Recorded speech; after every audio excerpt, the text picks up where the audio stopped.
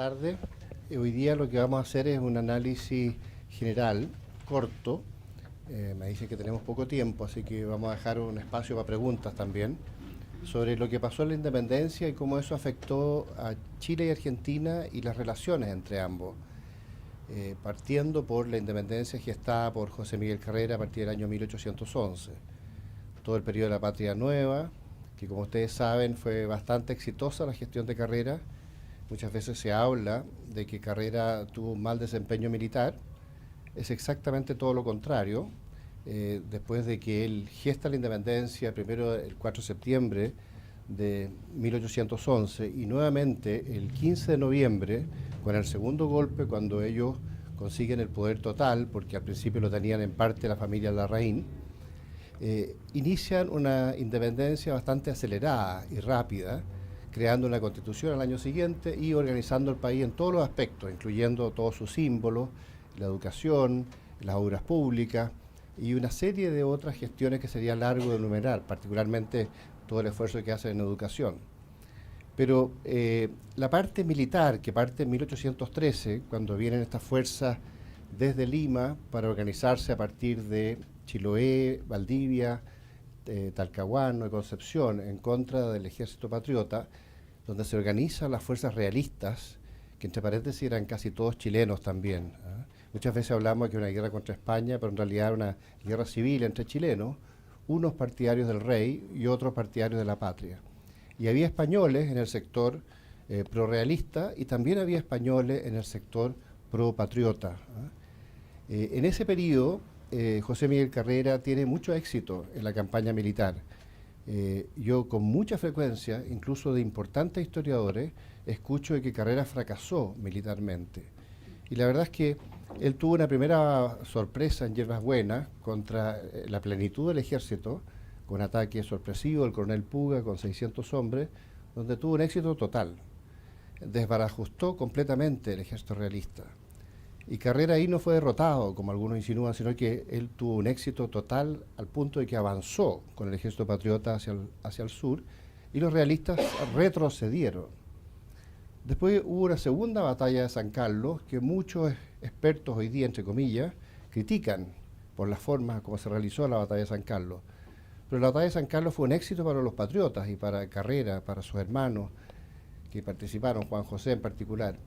A pesar de que hubo errores tácticos en la forma de desempeñar la batalla, pero en definitiva los patriotas se impusieron en el campo, dominaron el terreno, los realistas se retiraron en la noche y al día siguiente, retrocedieron a Chillán y los patriotas siguieron avanzando. Más tarde se toman Los Ángeles, con el comandante O'Higgins, curiosamente, se toman Concepción.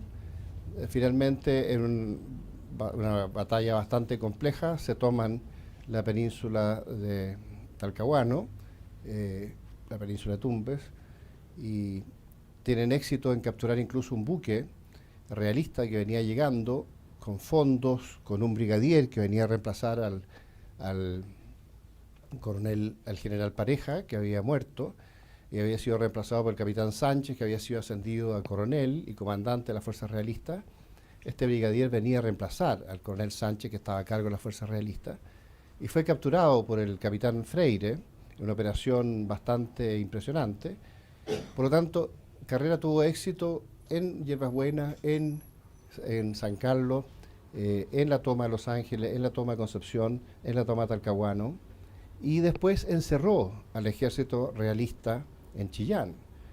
Y ahí viene el periodo de invierno, viene el periodo de las lluvias, y por lo tanto se aborta un poco el proceso y se le dificulta mucho a Carrera, en combinación con el hecho de que empezaron las intrigas desde Santiago, a través de la Aurora de Chile, para intentar desprestigiarlo, donde intervino Juan Maquena, coronel en esa época, después fue general, José Antonio de Irizarry, un guatemalteco, que influyó a través de esta Aurora de Chile que había sido creada por el propio José Miguel Carrera, con una imprenta que él mismo gestionó su traída de Estados Unidos, con tipógrafos norteamericanos que nos enseñaron después a operarla en Chile, y que fue un gran adelanto para el reino de Chile en esta época, ya empezando a ser independiente. Bueno, ese periodo fue exitoso para Carrera. Y estas presiones para sacarlo del ejército, que él resistió durante varias semanas, finalmente aceptó en la medida que no se aceptara que asumiera el coronel Balcarce, un argentino, que la Junta de Santiago había propuesto como reemplazante de José Miguel Carrera. Él se negó a entregar el ejército patriota chileno a un argentino y él, José Miguel Carrera, decide entregársela al coronel Bernardo Higgins, con el cual había trabajado bastante bien y se habían combinado y no habían tenido problemas. Habían tenido diferencias de opinión durante su periodo de gobierno, cuando cuando O'Higgins como diputado representaba a Concepción, y Concepción a veces tenía posiciones contrarias a las de Carrera, pero siempre se fueron superando y se fueron combinando para sacar adelante las cosas a pesar de sus diferencias de opinión. Y había muchas opiniones y la idea era compatibilizarlas para resolver los problemas. Por lo tanto, hasta ese momento había una alianza entre José Miguel Carrera y el comandante, después coronel Bernardo Higgins, que a partir de ese momento de Carrera lo propone como comandante en jefe. Muchas veces se critica el combate al Roble, donde Carrera se lanza al río para salvar su vida. Pero se olvidan que el coronel Olate ataca a José Miguel Carrera cuando él iba avanzando solo con el capitán Barnechea, y tiene que saltar una cerca y Barnechea no puede saltar porque su caballo o él no es tan hábil para poder saltar esa cerca. Carrera lo asalta y de repente viene una partida de realistas que lo ve a la distancia y se le lanza al ataque con 18 lanceros con el comandante Olate, teniente coronel, a la cabeza. Y Carrera los enfrenta solo a estos 18 lanceros con el comandante Olate. Le pega un pistoletazo en la cara a Olate y se defiende con mucha intensidad contra todos estos lanceros que tratan de matarlo. De hecho, lo hieren en un costado, una herida que le dolió toda la vida a Carrera y que le afectó, y hieren su caballo, su famoso caballo, pero él, con una habilidad extraordinaria, evita ser asesinado.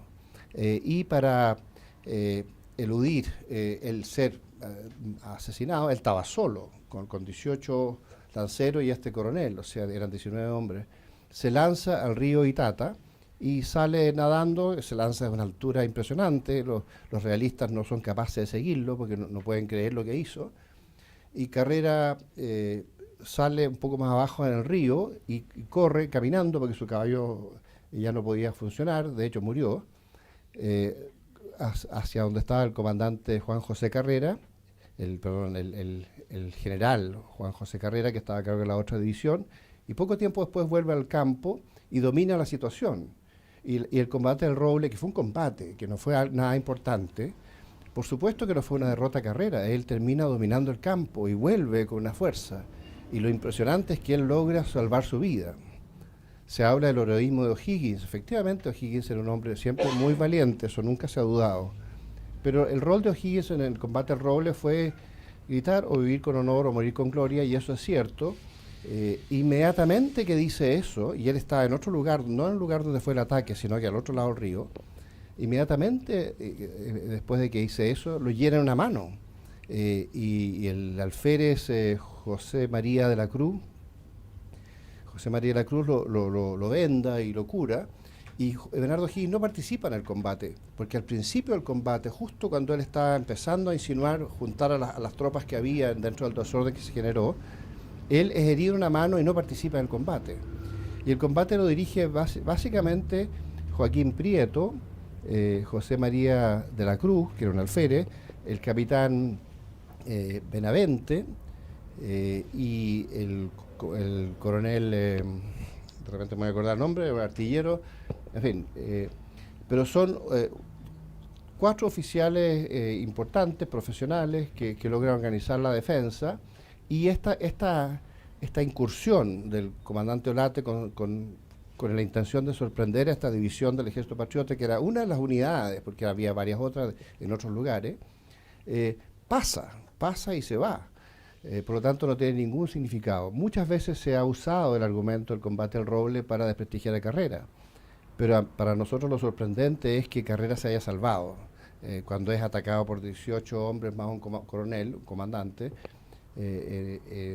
y él logra eludirlos, evitar que los asesinen, y saltar al río y salvarse. Pero inmediatamente después vuelve al campo y domina el campo.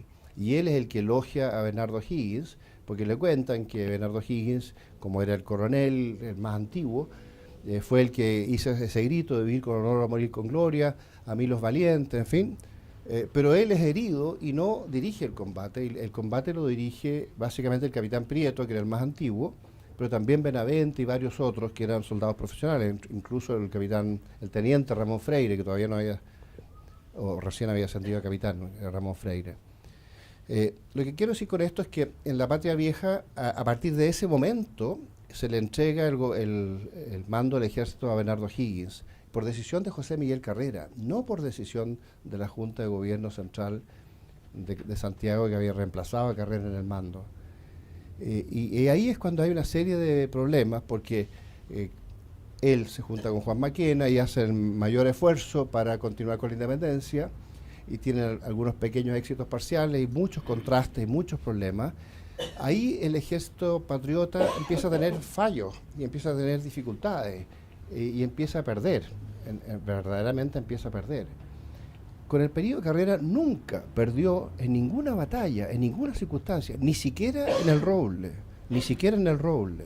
Por eso es muy extraño que se insista tanto, incluso entre algunas personas que suponen saber el tema, sobre las posibles fallas de José Miguel Carrera en lo militar.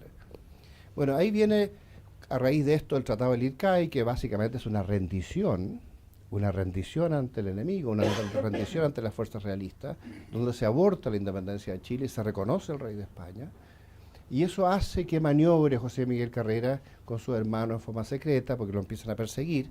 Nadie sabe por qué lo empiezan a perseguir, después que estuvo prisionero de Gabino Gainza, que había reemplazado al coronel Sánchez, después que habían capturado al brigadier que venía a reemplazarlo, porque lo capturó Freire cuando capturó ese buque. Capturó muchas armas, mucha pólvora, mucha munición, incluso fondos importantes que ayudaron a financiar las campañas, y se le entregaron esos fondos al gobierno central.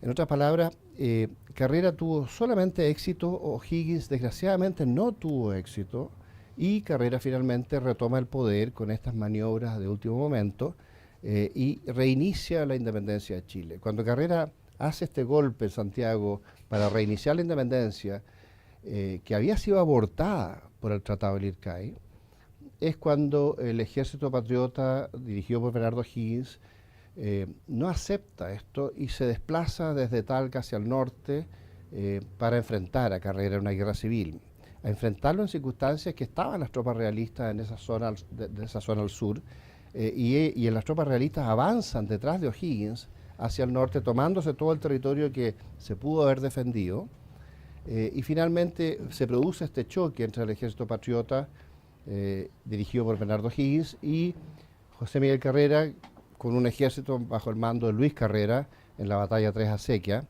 donde nuevamente los Carrera derrotan a O'Higgins, a pesar de que tenían fuerzas de milicianas, no tenían el ejército más profesional que estaba bajo el mando de O'Higgins.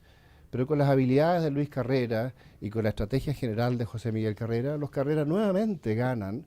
No hay caso, no hay ningún antecedente donde hayan sido derrotados, contrariamente a lo que dicen muchos historiadores.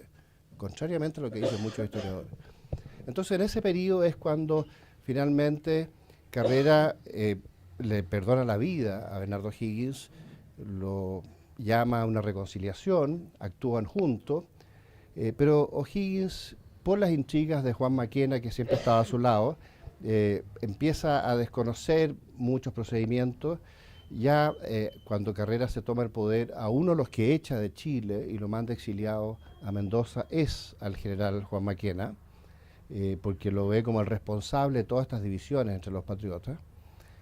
Pero sin embargo Higgins lo perdona y le da las mejores tropas, hasta el punto de que le combina el plan junto con su hermano Juan José Carrera, que estaba a cargo de la otra división, con los granaderos a la cabeza, para cuando pasen los realistas desde el sur por el Cabo Chapoal, ellos se replieguen gradualmente hacia el norte para dar una batalla decisiva en Angostura, controlando también la zona de Chada, porque ellos pudieran hacer una maniobra envolvente por Chada, de modo de ahí dar una batalla que Carrera tenía planificado para ganarla y para consolidar la independencia de Chile en la patria nueva. Esto fracasa porque O'Higgins desobedece órdenes y se encierra en Rancagua, hasta el punto que Juan José, que pensaba replegarse hacia el norte siguiendo las órdenes de su hermano, se da cuenta que O'Higgins se encierra en Rancagua y él decide también ir a Rancagua para tratar de convencer a O'Higgins que juntos logren romper el cerco los realistas hacia el norte.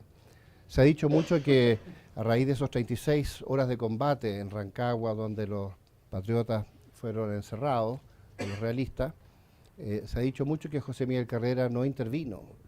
Lo que pasa es que José Miguel Carrera tenía la tercera división, que era la división más débil, y que tenía solamente caballería, porque la misión de la tercera división era abrirse en abanico al norte de Rancagua y ahí replegarse gradualmente para que ningún realista se le pasara por el centro o por el flanco derecho o por el flanco izquierdo.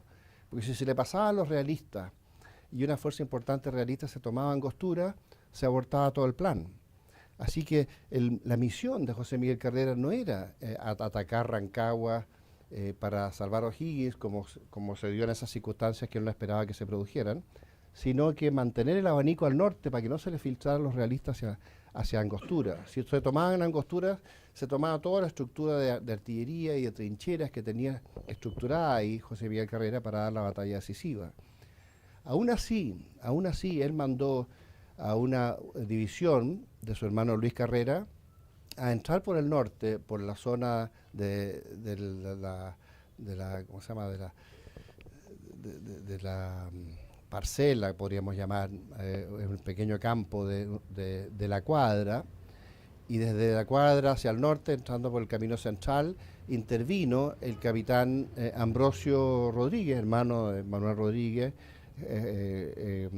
José María Benavente, su hermano Diego Benavente, y el mismo Luis Carrera, que se bajaron de los caballos, porque ellos eran de caballería, y actuaron como infantería, 220 hombres desde las 9 de la mañana hasta la 1 de la tarde, interviniendo en ese sector para llamar la atención a los realistas de modo de que pudieran forzar la salida de los patriotas.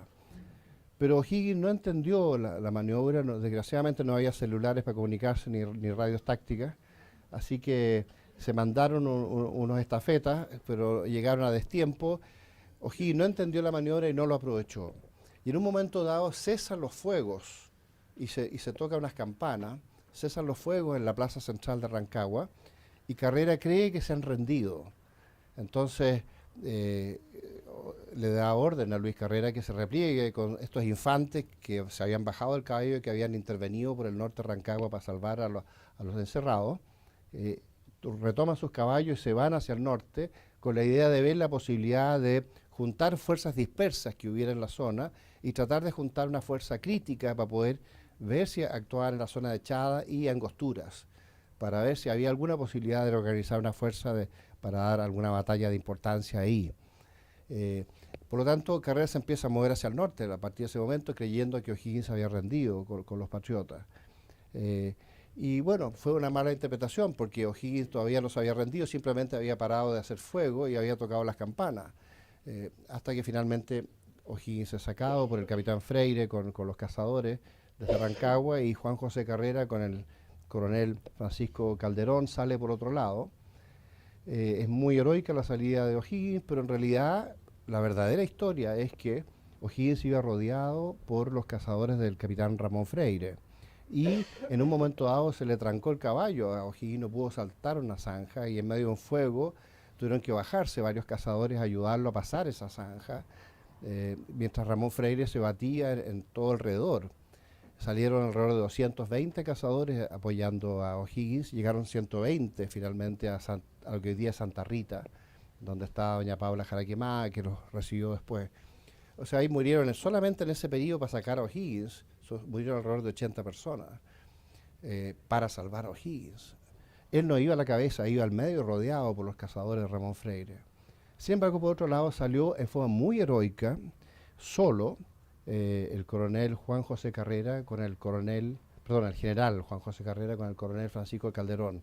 Y eso sí fue un acto de una extrema audacia y mucha valentía que siempre se olvida en la historia, porque hay una especie de preferencia por resaltar el heroísmo de O'Higgins, que sin duda fue heroico, pero que tuvo muchas dificultades para salir, y si no es por Ramón Freire no sale.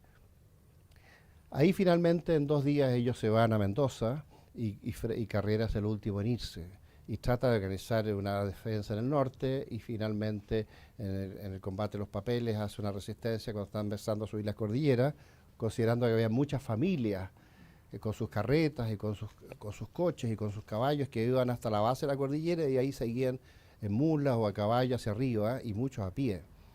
Por lo tanto, Carrera hizo ahí una resistencia muy importante. Lo que quiero decir con esto es que la acción de Carrera en el período chileno fue una acción siempre de éxitos. Y si alguna vez fracasó en Rancagua fue porque se desobedecieron sus órdenes. Y de ahí en adelante las campañas que hace Carrera en Argentina, después de que se va a Estados Unidos y consigue una flota, que fue una hazaña que duró 11 meses y que es considerada una cosa bastante extraordinaria. Carrera es perseguido, llega a Buenos Aires, se le quita la flota a pesar de que él había ofrecido combinar esta flota para dominar el Pacífico, mientras San Martín y O'Higgins, ya con el ejército de los Andes en formación, actuaban hacia Chile, teniendo recién la batalla de Chacabuco como éxito, más tarde el desastre de Cancha Rayada y finalmente la batalla de Maipú. Pero después de Maipú, inmediatamente después de Maipú, y a pesar del éxito de Maipú, son fusilados los hermanos Juan José Carrera y Luis en Mendoza por el cónsul Luzuriaga. Eso fue una cosa atroz, absolutamente innecesaria. Y ya se había consolidado la independencia del centro de Chile con la batalla de Maipú. ¿Por qué matar a los Carreras simplemente porque tenían otra línea de pensamiento? Hay que pensar que los Carreras no cometieron ningún error.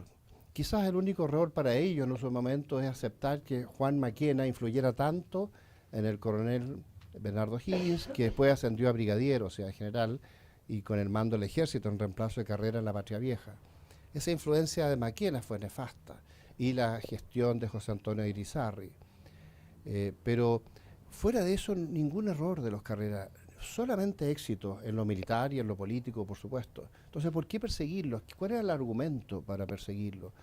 ¿Cuál es el argumento para matar a Juan José Carrera y Luis? Absolutamente ninguno. Y no solo perseguirlos a ellos, sino que perseguir a todos los partidarios de los Carrera en Chile, que fue una persecución gigantesca y atroz, y murieron muchas personas, y eso no se sabe o no se ha estudiado en detalle y no se ha entendido bien. Carrera, a raíz de esto, decide que él tiene que sacar del poder al directorio de Buenos Aires, que estaba respaldando a San Martín, y sacar del poder al directorio de Chile, director supremo, Bernardo Higgins en ese momento, que había puesto en ese puesto el propio San Martín, porque el puesto se lo habían ofrecido a San Martín y él se negó. Usó los recursos del empréstito para formar la flota y ir a la liberación de Perú, que era un programa original de José Miguel Carrera, que lo había planteado muchas veces en los años anteriores. Incluso lo había conversado con Poinsett cuando Carrera trató de hacer una flota en Chile en su gobierno. Y no resultó porque los buques que ellos iban a comprar, unos en Inglaterra y otros en Estados Unidos, no los pudieron comprar. Y no los pudieron comprar porque curiosamente Estados Unidos e Inglaterra entraron en guerra. La guerra se inició en 1812. Un año después que Carrera había asumido el poder, se inicia una guerra, la tercera guerra de la independencia de Estados Unidos, entre Estados Unidos e Inglaterra. Entonces, ¿cómo iban a comprar buques de guerra en Inglaterra si estaban usándolos todos para la guerra con Estados Unidos?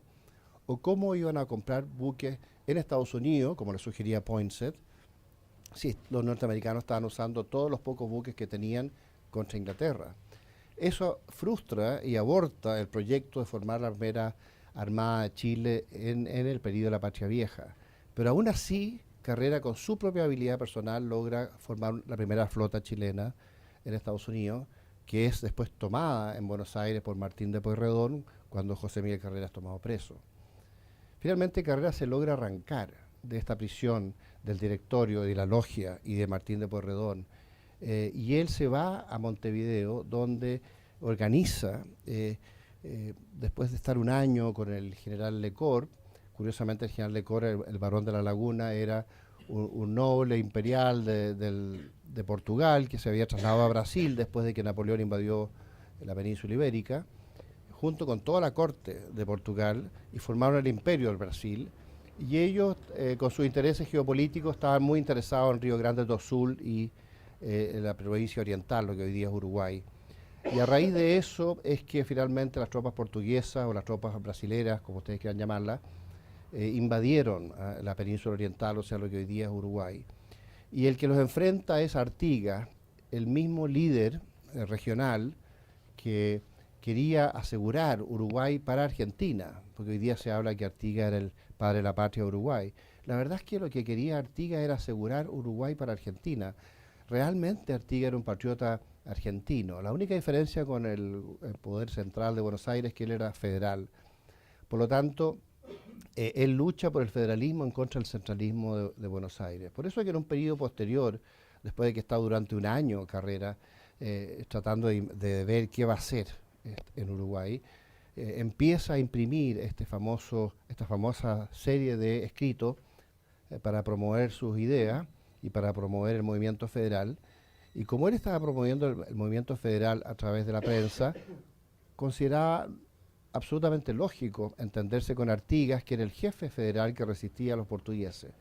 Sin embargo, el barón de la Laguna había recibido a José Miguel Carrera cuando llegó en extremas condiciones, arrancándose después de que estuvo preso del buque Belén en Buenos Aires, a Montevideo, y lo recibió, a pesar de que, en cierto modo, los federales estaban en guerra con Brasil. Pero curiosamente, Buenos Aires no estaba en guerra con Brasil, más bien Buenos Aires estaba combinado con Brasil en contra de los federales, porque se produjo este conflicto entre los federales que protegían los intereses de las provincias en contra del centralismo de Buenos Aires. Por lo tanto, Carrera pensó que su aliado natural era Artigas, y hizo un esfuerzo por contactarlo, y Artigas le responde que si lo vuelve a ver lo va a mandar a fusilar. Y ante eso Carrera no puede concebir este rechazo de Artigas, no puede entenderlo, pero después se ha descubierto que lo que pasa es que Artigas sabía quién era José Miguel Carrera, sabía que había sido presidente de Chile, sabía que había sido un gran héroe en muchas batallas contra Napoleón en Europa, sabía que era un hombre de una inteligencia superior y que con una capacidad y una habilidad verbal extraordinaria, con un don de mando sobre las tropas extraordinario. Entonces él temió que este hombre tan superior lo opacara en su liderazgo en las guerras federales. Por lo tanto, trata de rechazarlo, sabiendo que está solo, que está en el exilio, que no tiene fuerza. Entonces se aprovecha un poco de esa prepotencia y estuvo a punto de fusilarlo. ¿Qué hace Carrera? Carrera decide robarle el ejército a Artigas. Y lo hace. Se va en una larga y muy dificultosa travesía por los ríos hasta Gualeguaychú, donde se encuentra con Francisco Ramírez, el general jefe del ejército de Artigas, o las fuerzas principales, porque Artigas tenía como 4 fuerzas en distintos lugares, pero las fuerzas principales las tenía Francisco Ramírez. Y habla con él, se acerca y habla con él y se arriesga a que Francisco Ramírez lo tome preso y lo fusile, como había sido la orden de su jefe, Artigas. Pero lo convence. Francisco Ramírez queda impresionado de tener en su tienda al famoso José Miguel Carrera, porque era muy conocido en Sudamérica, porque sabían todos que había sido presidente de Chile, sabían todos de sus campañas en la Patria Vieja, y sabían también de sus dificultades con el directorio y con San Martín, cosa que lo hacía aún más simpático, porque ellos también eran enemigos del directorio y en cierto modo de los designios de la logia.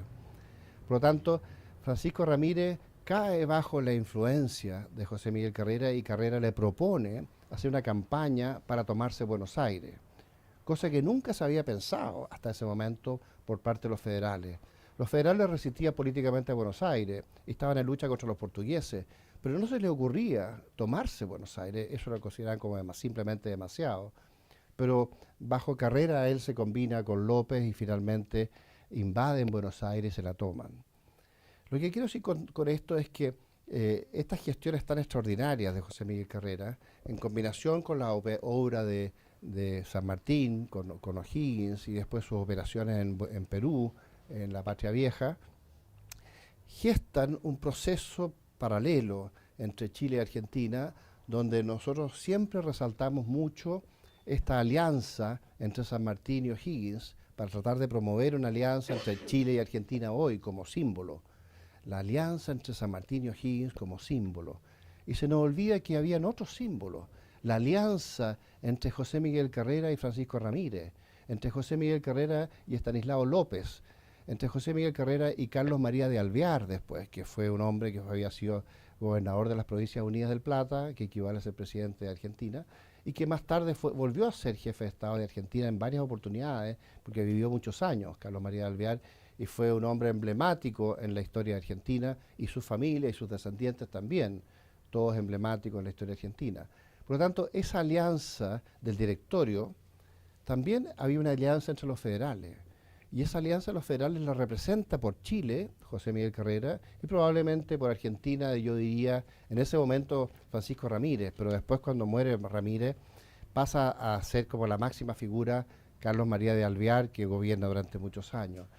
Entonces ahí hay otro símbolo, una alianza entre Chile y Argentina, no solo por el problema del directorio, sino que también por el problema de los federales. ¿Y dónde están los indígenas en todo esto? Están en que durante el periodo de la Patria Vieja hay un esfuerzo de los realistas por atraerse a los indios, y los indios naturalmente en la Araucanía tienden a favorecer al rey y a los realistas, y tienden a estar en contra de los patriotas. Y hay muchas razones que sería muy largo explicar, yo no tengo tiempo para explicar las razones de por qué eso ocurre, pero básicamente fue porque el Imperio Español durante siglos había respetado el Biobío como frontera entre los estados araucanos, porque había muchas tribus araucanas independientes que incluso se peleaban entre ellos, no había una unidad ni un estado, pero lo reconocían como una zona bárbara, si ustedes quieren, entre el Biobío y el Tolten, donde el imperio respetó esta autonomía indígena. Por lo tanto, los realistas que reconocían que el rey reconocía su autonomía, lo favorecían. Y pensaban que los patriotas, después que se independizaran, iban a tratar de tomarse la Araucanía, como efectivamente ocurrió más tarde. Por lo tanto, ellos preferían favorecer al rey que a los patriotas. Más tarde, en distintos procesos, y sobre todo durante el periodo en que todos los recursos de Chile se mandaban a la escuadra del almirante Blanco Encalada primero y Thomas Alexander Cochrane después, que actuó dominando todo el Pacífico americano desde Chile hasta Perú, lo que hoy día es Ecuador, Colombia, Panamá, en fin, Centroamérica, México, incluso hasta California. Esa es la área de dominación de la escuadra chilena bajo Cochrane. Ese poder naval enorme hizo que no pudiera haber recursos suficientes para apoyar a las fuerzas patriotas en el sur de Chile, que nunca fue controlado por los patriotas.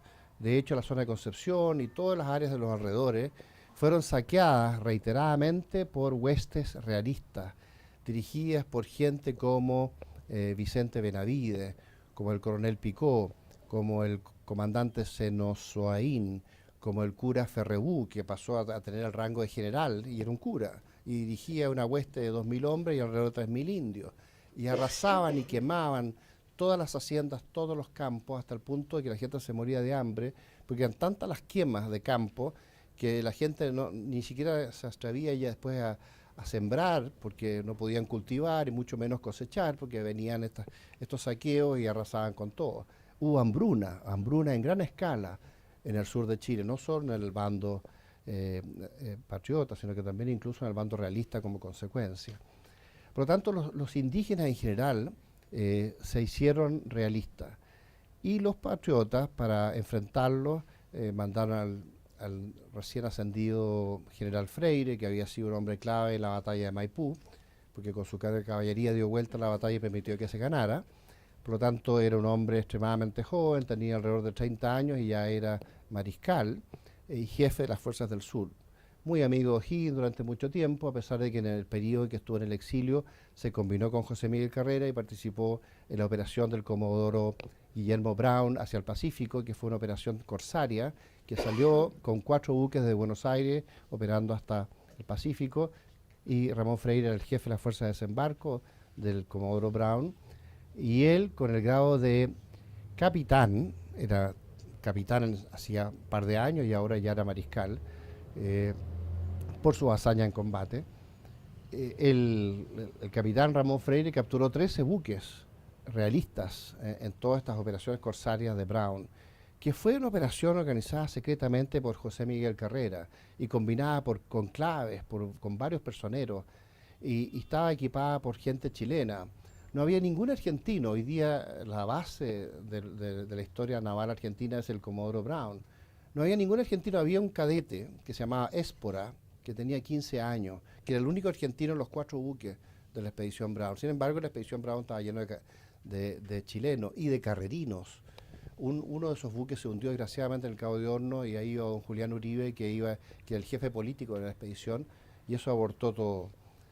Pero lo que quiero decir es que cuando se desata la guerra a muerte, porque todo el esfuerzo se concentra en los recursos de Chile para apoyar a San Martín, esto se rompe cuando San Martín intenta sobornar a ciertos oficiales de los buques de la escuadra chilena para que se cambien de bandera. Y ahí viene el conflicto entre San Martín y Cochrane, donde Cochrane resiste esto tenazmente y empieza a tener conflictos crecientes con San Martín. Y finalmente San Martín logra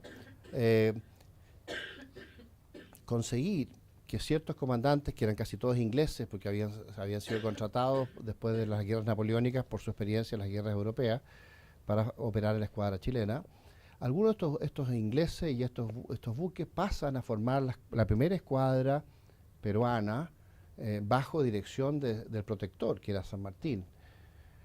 Por lo tanto, hay una rivalidad de intereses en que curiosamente O'Higgins respalda siempre a San Martín, a pesar que sabe que le están robando parte de su propia flota, o parte de la flota chilena, y por eso reclama tanto Cochrane, hasta el punto que después Cochrane renuncia y se va.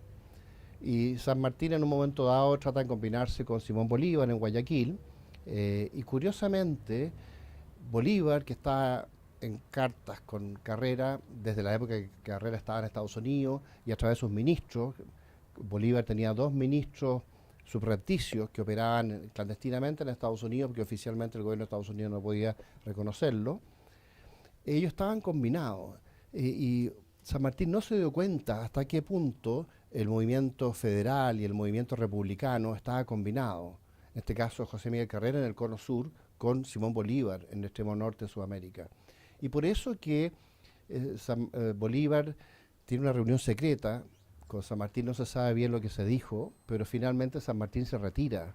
Se retira de Guayaquil, de Perú, se retira de Chile, se retira de Argentina, se retira de Sudamérica, no vuelve nunca más, nunca más. Entonces, ¿qué pasó en esa reunión entre San Martín y Bolívar? No sabemos, pero sí sabemos que Carrera estaba combinado con Bolívar y que habían fuerzas que luchaban por la República, que eran las de Carrera, de Carlos María de Alvear, de Bolívar, contra fuerzas que operaban por la monarquía, que eran las de San Martín, que eran las de la Logia, que eran las de Martín de Porredón, que eran las de O'Higgins.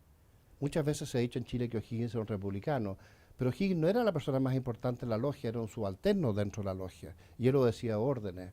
Y además sabemos, por cartas que se han detectado y que se trataron de capturar para quemarla, que las tuvo un señor Raúl Aldunate, que conversó conmigo, él me dijo que antes de venderlas, en el año 56, porque el Instituto Higginiano andaba detrás de estas cartas para comprarlas, y lo que hicieron fue finalmente, porque fue tanta la plata que ofrecieron, que las compraron, y la idea de ellos fue quemarlas y las hicieron desaparecer, esas cartas.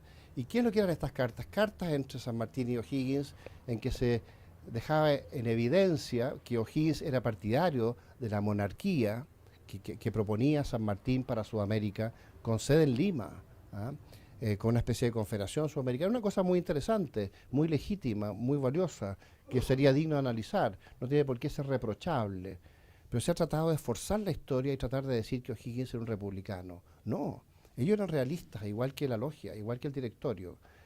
Los realmente republicanos eran los federales, los republicanos, Carlos María de Alvear en Argentina, Carrera en Chile, Bolívar en el norte.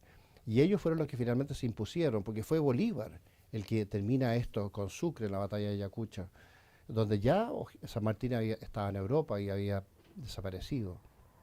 Y en el caso del conflicto entre los federales y republicanos y los monárquicos en Argentina, los que ganan son los federales.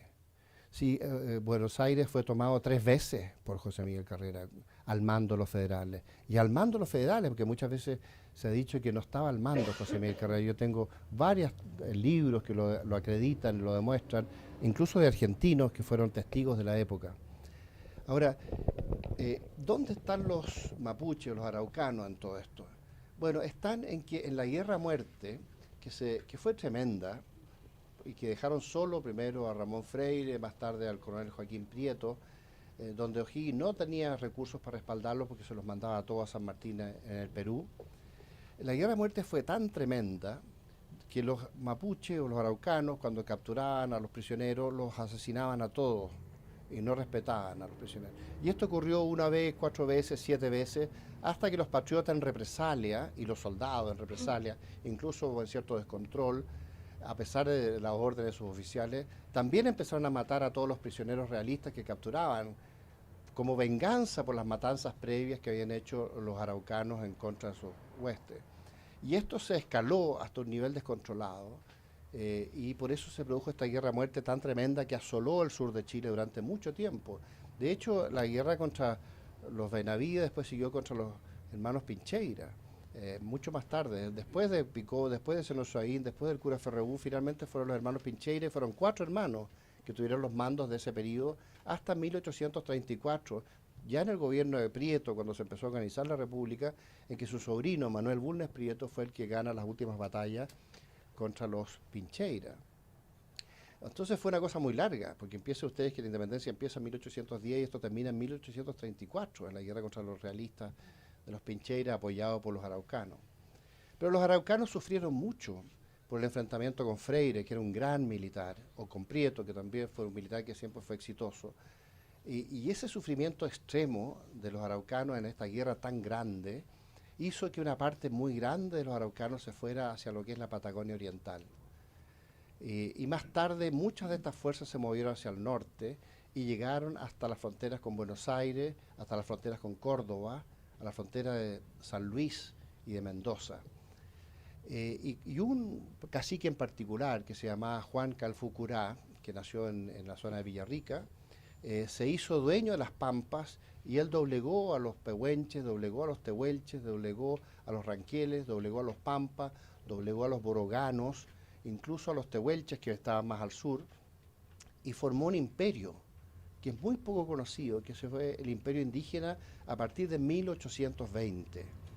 Y este imperio, que es muy poco conocido, pero que fue una cosa extraordinariamente grande, donde Calfucurá asesinó a muchos indios de otras tribus y a muchos caciques de otras tribus y se impuso y finalmente unió al resto de las tribus que quedaban bajo su mando y en una zona que se llama Salinas Grandes, al sur de Córdoba, al suroeste de Buenos Aires, formó la Confederación Indígena que duró desde 1820 hasta 1879.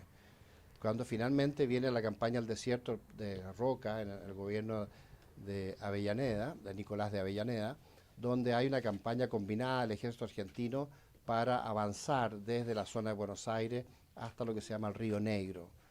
Y eso fue, ¿saben por qué lo hicieron? Porque se dieron cuenta que el ejército chileno estaba en guerra con Perú y Bolivia. Y el ejército chileno se estaba desplazando todo con sus guardias nacionales, que habían sido movilizadas, hacia el norte. Y en un momento dado, en este juego de ajedrez, el jefe del ejército, que era Roca, se da cuenta que hay una oportunidad para Argentina de avanzar hacia la Patagonia y no enfrentarse a las tropas chilenas, que eran muy temidas.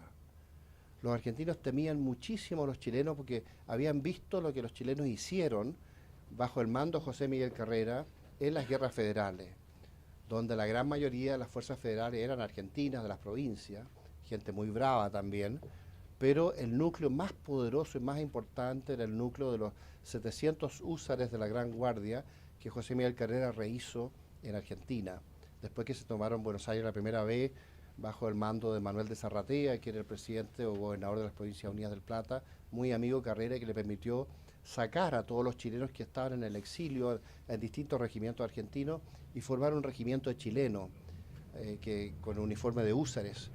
cuyos uniformes tejió una cantidad enorme de señoras, su hermana doña Javiera Carrera, que organizó un montón de matronas y subcontrató un montón de personas que con los recursos de Buenos Aires le permitió finalmente hacer estos uniformes maravillosos de los USA de la Gran Guardia, que es el regimiento de línea más organizado que hubo en Argentina en el periodo de las guerras federales. Con ese ejército Carrera ganó muchísimas batallas, desgraciadamente fue asesinado masivamente en un ataque sorpresivo en San Nicolás, cuando Carrera no estaba, en una noche en que unos 2000 argentinos atacaron a unos 500 chilenos que estaban durmiendo, y muy pocos lograron reaccionar y salvarse, entre ellos el coronel Benavente. Pero lo que quiero decir con esto es que los argentinos sabían qué tan buen soldado eran los chilenos, o por lo menos tenían esa imagen, y sabían que también los indios que habían llegado del sur como consecuencia de las guerras en Chile, la guerra a muerte, los habían acosado a ellos, los argentinos, durante 60 años. Esta guerra que empezó en 1820, que terminó en 1880 más o menos. A raíz de la guerra del Pacífico es que asume después Roca, reemplazando a Nicolás de Avellaneda como presidente de Argentina, y asume por su éxito en las campañas del desierto, donde empujó a los indios hasta el Río Negro, desde Buenos Aires hasta el Río Negro, que no había ocurrido nunca antes. Lo habían intentado muchas veces, pero siempre el ejército argentino había sido derrotado por los indios. Y eso es muy interesante, analizar toda la cantidad de batallas que tuvo el ejército argentino contra los indígenas de este emperador Calfucurá, que era un araucano chileno que dominaba las Pampas. Y todas esas batallas fueron derrotas del ejército argentino y victoria para los araucanos, o para los indios Pampa, o para los ranqueles, o para esta confederación indígena que formó Calfucurá. Entonces, finalmente, quiero terminar, y después podemos conversar y algunas preguntas si a ustedes les interesa el tema, decir que la guerra del Pacífico es la que le permite a Roca avanzar hasta el Río Negro. Ahora, el Río Negro se consideraba el límite entre la Confederación de las Provincias Unidas del Plata, el antiguo Virreinato del Plata, ahora independiente, Confederación de las Provincias Unidas del Plata, que estaba dividido, porque esas divisiones se habían producido a raíz de las guerras recurrentes entre los federales y los porteños y la gente de Buenos Aires. En un momento dado se forma el Estado de Buenos Aires y se forma la Confederación Argentina. Y la Confederación Argentina eran todas las provincias menos Buenos Aires. Buenos Aires era otro estado, enemigo de la Confederación Argentina. Y eso fue un proceso largo que algún día podríamos analizar, pero no tenemos tiempo. Lo que quiero es dar la idea de que este desplazamiento indígena desde Chile hacia la Patagonia Oriental y avanzando hacia el norte hasta los bordes de Buenos Aires se produjo por la guerra a muerte en Chile. Y fue una guerra eterna, que solamente se logra controlar por el lado argentino cuando ellos creen que va a haber una guerra con Chile. Y ellos pensaban que iba a haber una guerra con Chile en 1878, un año antes del inicio de la Guerra del Pacífico. Tanto así que Chile mandó al capitán de corbeta, todavía no era capitán de fragata, Arturo Prat, una misión secreta para investigar las condiciones del poder naval y las fuerzas terrestres argentinas para ver cómo se iba a dar esta guerra que luego se iba a producir entre Chile y Argentina. Entonces, el comandante, el general Roca, que estaba a cargo del ejército en el gobierno de Nicolás de Avellaneda, empieza a organizar con muchos recursos que los políticos finalmente le dan al ejército, con muchos recursos que nunca habían tenido antes, para organizar un ejército profesional y un ejército de guardias nacionales, de reservistas, de ciudadanos entrenados para ser movilizados, para formar un enorme ejército para poder enfrentar a Chile. Y si esta guerra no se da es porque finalmente el tratado secreto que había propuesto Perú y después Bolivia, en combinación con Argentina en contra de Chile, no es aceptado en Argentina porque los chilenos descubren el tratado secreto. A nivel muy secreto, en un momento dado, el embajador José Manuel Balmaceda, embajador de Chile en Buenos Aires, le insinúa al presidente de Argentina que, mire, ustedes se combinan los tres países para destruir Chile, ¿y qué le parecería a usted que nosotros nos combináramos con Brasil para repartirnos a Argentina?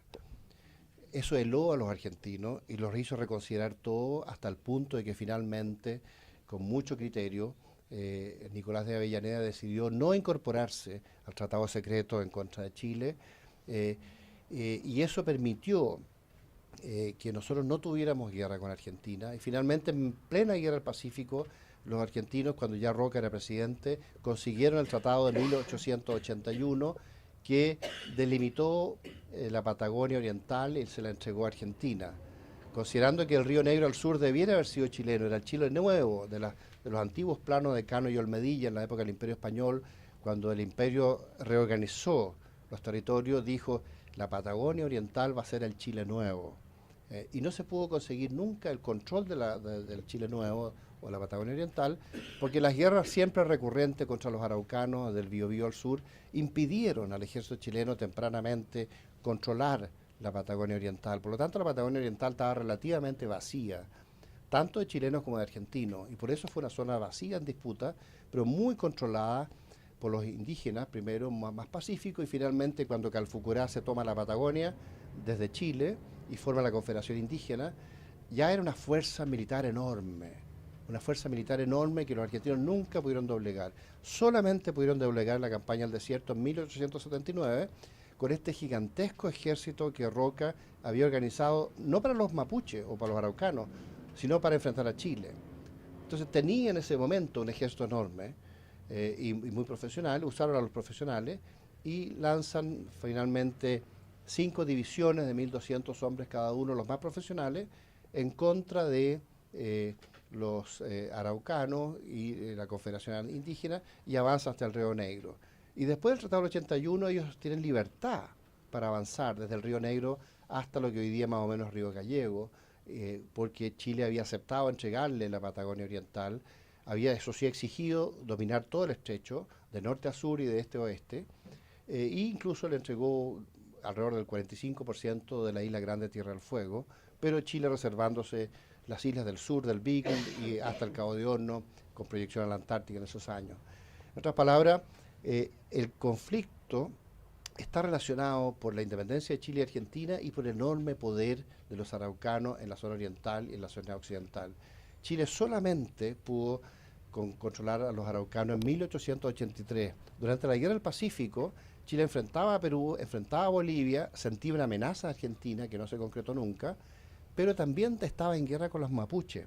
Hubo un enfrentamiento y una campaña masiva en 1881 y otra campaña masiva en 1883, cuando todavía Chile ocupaba Perú y cuando todavía estaban campañas en la sierra y en el norte, en las operaciones que hacía Cochrane hacia el norte, incluso hasta el límite con Ecuador. Eso es lo que les quería decir, lo dejamos ahí. Aquí yo quería plantear además el rol inicial en todo esto de Carrera. Carrera en un momento dado, y esto se me olvidó decirlo, cuando es tan perseguido de las guerras federales y después que le habían destruido su ejército en San Nicolás, en un ataque nocturno, cuando la gente estaba durmiendo, Carrera se va hacia el sector mapuche y llega hasta el río Colorado y se encuentra con una confederación de indígenas. Es nombrado Pichi Rey. Los indios que admiraban al rey de España, por eso eran realistas, consideraban que así como había un gran rey en España, había un rey en Sudamérica. Y ese rey ellos propusieron que fuera este chileno tan heroico que había hecho tantas guerras exitosas en Chile y Argentina, siempre ganando, que se llamaba José Miguel Carrera. Y lo nombran Pichirrey, pequeño rey. ¿Por qué pequeño rey? Porque el gran rey era el rey de España, el pequeño rey era el rey de Sudamérica, José Miguel Carrera. Elección de los indios. ¿Por qué? Porque ellos sobre todo admiraban el valor y consideraban que era inconmensurable la habilidad y el valor de este caudillo chileno llamado José Miguel Carrera. Dejémoslo hasta ahí. Y si hay preguntas...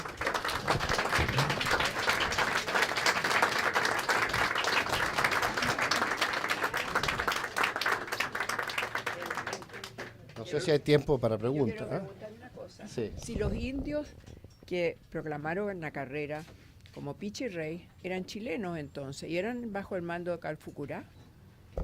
Sí, lo que pasa es que Calfucurá llegó con un pequeño grupo de araucanos que dominó una enorme mayoría de indios que eran orientales, que no necesariamente eran argentinos, porque ellos no se sentían argentinos. De hecho, estaban muchos de ellos dentro del territorio que en teoría debió haber sido chileno, pero en la práctica ellos eran independientes de Chile e independientes de Argentina. Calfucurá había luchado en contra de los patriotas chilenos y había luchado en contra de los patriotas argentinos. Y finalmente él, por la guerra a muerte y por la enorme destrucción de esa guerra en el sur de Chile, prefirió irse a las pampas argentinas y ahí dominó. Y dominó con pocos araucanos, digamos 4 o 5 mil, a unas fuerzas que finalmente eran de alrededor de 30.000, donde la gran mayoría eran probablemente indios que estaban en la zona argentina actual, ¿ah? Pero ellos no se consideraban ni chilenos ni argentinos. Muchas gracias. La verdad es que Daniel nos ha enriquecido la información histórica de una manera notable. Sabemos de tu currículum, de tu trayectoria, consultor internacional en área estratégica, oficial de la Reserva Activa de nuestra Armada de Chile. Hace 40 años. Sí, pero eso nunca deja de estar vigente. Somos muchos de los mismos. Nuestro director Felipe Serrano te va a hacer entrega simbólica de una insignia del instituto porque no la tiene en la solapa. Sí, sí. Es un director honorario. Sí, Siendo, como lo sabemos todos, un honroso para nosotros director honorario de nuestro instituto. Pero esa insignia va.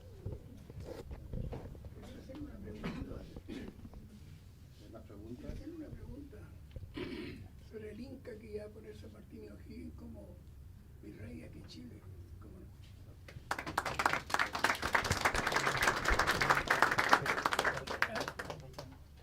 Ya, perfecto. Ahí me pregunto. Sí. ¿Esa fue la pregunta? No, la pregunta mía es la siguiente. San Martín y O'Higgins querían poner un descendiente inca para que gobernara los países de Argentina, Chile y todo el Cono Sur. Eso no se concretó también por don José Miguel Carrera, tengo entendido. Sí.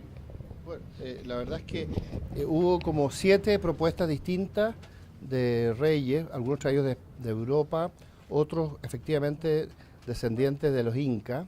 Incluso se pensó en un momento dado en el joven general Santa Cruz, que fue después el jefe de la Confederación Perú-Boliviana y que más tarde entramos en guerra con él para dividir a los países y evitar la Confederación Perú-Boliviana, el gobierno de Prieto bajo el ministro Diego Portales, que fue asesinado en parte por ese mismo intento de inicio de esa guerra.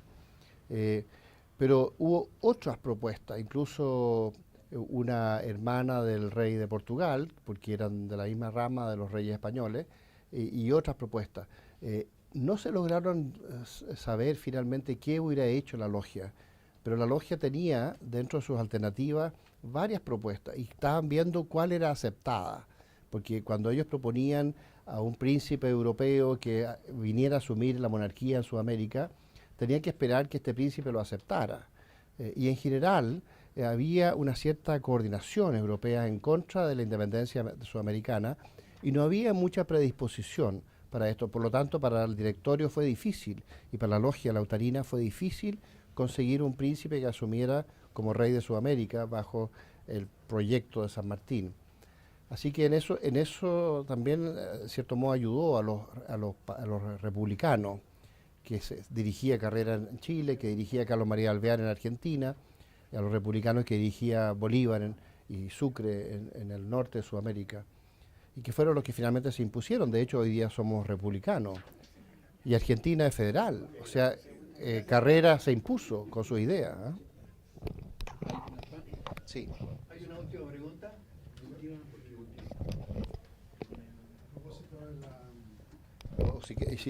Haz la pregunta y yo te la repito para que quede en el audio. Tendencia monárquica de San Martín y O'Higgins para que se entregara a Argentina y en el fondo ya un conflicto en los dos frentes. Bueno, la pregunta es sobre José Antonio Irizarry y su rol en buscar un príncipe europeo, donde él se queda después como embajador de Chile en Londres, representando a la República naciente en el gobierno de O'Higgins en Europa. Y la otra parte de la pregunta es el rol de Barros Arana en desprestigiar la Patagonia para que Chile no insistiera tanto en quedarse con ella. Efectivamente, Barros Arana influyó en eso y también influyó mucho José Victorino Lastarria. Incluso gente como Benjamín Vicuña Maquena, que ha sido tan patriota en tantos aspectos, pero en eso él tendía a creer que quizás la Patagonia era muy difícil de mantener porque no se podía obtener ningún recurso de ella. En cambio, haciendo el esfuerzo hacia el norte, se pudieron obtener muchos recursos financieros de la explotación del salitre, del guano, y después las minas de oro, de plata que se pudieran conseguir de ese mismo norte capturado al Perú, y que iba a ser una fuente de recursos que le permitían el engrandecimiento de Chile. En cambio, el control de la Patagonia para Benjamín Vicuña Maquena iba a ser un desgaste muy grande, donde nada se podía sacar y todo iba a ser inversión sin retorno. Ahí combatió mucho contra eso Adolfo Ibáñez y Abdón Cifuentes, entre otros. Y finalmente, por distintas vaivenes de la política, terminaron por imponerse las ideas de que había que firmar el Tratado del 81 y había que terminar por aceptar la entrega de la Patagonia. Quizás lo que debiéramos recordar es que después de la Guerra del Pacífico se consideró que el Tratado del 81 fue hecho bajo chantaje, porque las tropas chilenas estaban entrando a Lima o estaban ocupando el Perú. Y se pensó en reorganizar el ejército chileno y la armada, hacer una gran armada y un gran ejército y con una gran Guardia Nacional de Reserva, muy bien entrenada, muy bien equipada, para ver la posibilidad de algún día recuperar la Patagonia. Y eso en cierto modo se abortó porque hubo una división en Chile y una guerra civil en 1891. Sin embargo, esta posibilidad volvió a darse a partir de 1896, cuando se hizo muy difícil fijar los límites por los peritos en la frontera. Y a pesar de que pedimos después al coronel Holdridge con la intervención británica como mediador, siempre fue muy difícil conseguir esos límites. Y Chile pensó que iba a terminar una guerra con Argentina en 1896. Y esto fue continuo, la tensión, hasta 1902. En 1899 se firma el abrazo del estrecho entre el presidente Roca y Federico Errázuriz en Punta Arenas. Y más tarde, en 1902, los pactos de Mayo terminan por reconciliar a ambos países y evitar la guerra, que quizá pueda ser una predestinación histórica para que algún día podamos ser aliados de Argentina, quién sabe. Pero en ese momento se pensó en una guerra. Y curiosamente hemos sabido los planes de guerra, porque los planes de guerra en Chile se guardan 100 años, y el año 1996 se cumplían 100 años desde los planes de guerra, así que pudimos saber de ello. Y yo pensaba que los planes de guerra de Chile eran pelear por la Patagonia, en la Patagonia. El plan de Chile era cruzar por Curacautín en diagonal y tomarse Buenos Aires. Y mover la flota alrededor del Cabo de Horno y buscar a la flota argentina en el Atlántico, en alguna parte donde la pudiera encontrar, y batirla. Y después de batir a la flota argentina, bloquear Buenos Aires mientras el ejército se tomaba desde el interior Buenos Aires por tierra. Ese era el plan. Y lo dirigió Körner y se organizó muy bien. Y el general Roca, que había vuelto a ser presidente argentino, se dio cuenta que a ellos les costaba mucho tener un ejército tan eficiente y tan efectivo como el chileno. Por varias razones, entre otras cosas porque Argentina estaba lleno de inmigrantes recién llegados, muchos de ellos italianos, algunos españoles. Y estos inmigrantes que venían arrancando la guerra en Europa, lo único que no querían era guerra y no se sentían muy identificados con la nacionalidad argentina. Entonces, la Guardia Nacional que Roca intentó una y otra vez de organizar, le resultaba un poquito relativamente desorganizada. Y él como general sabía, porque él era muy buen general y muy buen táctico y estratega, y evaluó esto. Por eso él terminó por aceptar el abrazo del estrecho en el 99 y los pactos de Mayo en 1902. A pesar de que Argentina ya era como como el doble de población, 4,5 millones contra 2,5 millones, que era en ese momento, a raíz de la inmigración que llegó a Argentina. Entre paréntesis, en la época de la independencia, la población chilena era mayor que la argentina, eso muchas veces se nos olvida. Chile tenía alrededor de 1 millón de habitantes, Argentina tenía como 800.000 habitantes en la época de la independencia. Muchas veces se nos olvida. Pero eso cambia con la gran inmigración que viene a fines del siglo XIX y le permite a Roca finalmente aceptar, porque a pesar de que Chile tenía menos población, era tanta su eficacia militar organizada por Körner que temió que Argentina pudiera ser derrotada y quizás hubiera resultado este plan chileno de tomarse Buenos Aires y batir la flota argentina. No lo sabemos porque no ocurrió. A lo mejor hubiéramos perdido, a lo mejor hubiéramos ganado. Pero hasta esa época nunca Chile había perdido ninguna guerra. Entonces no había buenas razones para pensar que pudiéramos perder esta vez.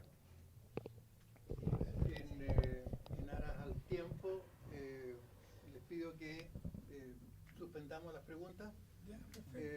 Daniel nos ha Bueno, aclarado gracias. magníficamente todo. Y voy a dejar con ustedes a nuestra presidenta, la señora Ana María Riz, para cerrar el acto.